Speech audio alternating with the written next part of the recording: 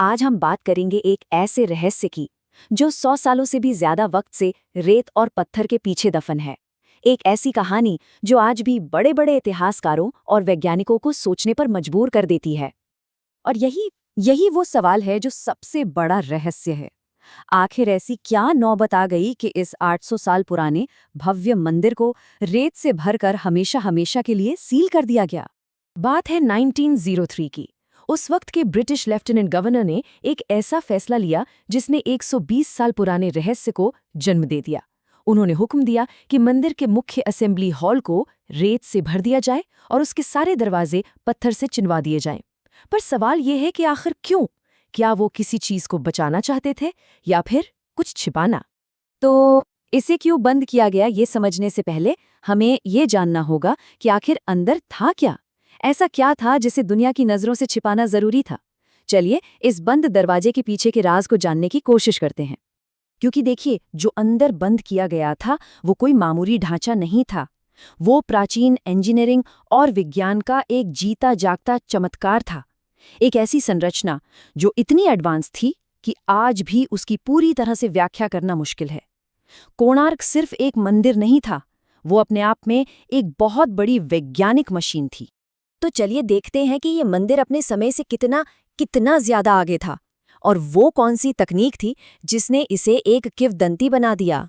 जरा कल्पना कीजिए, एक पूरा का पूरा मंदिर एक विशाल रथ की शक्ल में बना हुआ है। सूर्यदेव का रथ जिसे 7 पत्थर के घोड़े खींच रहे हैं, और ये पूरा रथ 24 इंट्रिकेटली कार्व्ड पहियों पर टिका है ना कमाल की बात। अब ये जो 7 घोड़े हैं वो सिर्फ हफ्ते के 7 दिनों को नहीं दर्शाते, नहीं, इसमें एक और गहरा राज छिपा है। ये घोड़े सूरज की रोशनी में मौजूद 7 रंगों का भी प्रतीक हैं। अब ये बात सच में चौंकाने वाली है। सोचिए, 13वीं सदी में कोणार्क में ये बताया गया कि सूरज की रोशनी में 7 रंग होते हैं। और दुनिया को ये बात कब पता चली? 1666 में, जब आइजैक न्यूटन ने अपने प्रिज्म वाले एक्सपेरिमेंट से इसकी खोज की। मतलब लगभग 400 साल पहले ही ये ज्ञान यहाँ मौजूद था। और वो जो 24 पहिए हैं ना, वो सिर्फ सजावट के लिए नहीं है। उनमें से हर एक पहिया एक परफेक्ट सनडायल है, एक सूर्य घड़ी। जी हाँ, आप पहियों की तीलियों से पड़ने वाली परछाई को देखकर दिन का बिल्कुल सटीक समय बता सकते हैं, 3 मिनट की एक्यूरेसी के साथ। पूरा का पूरा मंदिर ही एक बहुत बड़ी घड़ी थी। लेकिन मंदिर का सबसे बड़ा, सबसे हैरत अंगेज चमत्कार तो कुछ और ही था। कहा जाता है कि मंदिर के गर्भगृह में सूर्यदेव की मुख्य मूर्ति हवा में तैरती थी, बिना किसी सहारे के, बिल्कुल हवा में। अब आप सोच रहे होंगे, ये कैसे मुमकिन है? क्या ये कोई जादू था? नहीं, ये जादू नहीं बल्कि विज्ञान का कमाल था। शुद्ध भौतिकी, जिसे आज हम मैग्नेटिक लेविटेशन कहते हैं। ये विशाल चुंबकीय शक्ति का एक ऐसा बेजोड़ इस्तेमाल था जिसका कोई मुकाबला नहीं। और इस पूरे सिस्टम के दिल में था 52 टन का एक भीमकाय चुंबक। जी हाँ, 52 टन। कहा जाता है कि इसे मंदिर के शिखर पर लगाया गया था और यही वो चुंबक था जो मूर्ति को हवा में थामे रखता था। तो सवाल ये उठता है कि ऐसा अजूबा बनाया कैसे गया और इसे बनाने के लिए क्या कीमत चुकानी पड़ी। चलिए अब जानते हैं इसके निर्माण और बलिदान की कहानी। ये कोई छोटा मोटा काम नहीं था। 1238 एडी में राजा नरसिंह देव प्रथम ने इसका निर्माण शुरू करवाया। सोचिए, पूरे राज्य की 12 साल की कमाई इस एक प्रोजेक्ट में लगा दी गई। देश भर से 1200 से भी ज्यादा बेहतरीन कारीगरों को इकट्ठा किया गया और लगभग 12 साल बाद 1250 एडी तक मुख्य ढांचा तो तैयार हो गया, लेकिन एक आखिरी और सबसे बड़ी चुनौती अब भी बाकी थी।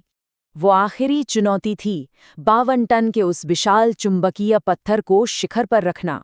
12 साल की कड़ी मेहनत, 1200 माहिर कारीगर, लेकिन कोई भी उसे अपनी जगह पर नहीं लगा पा रहा था।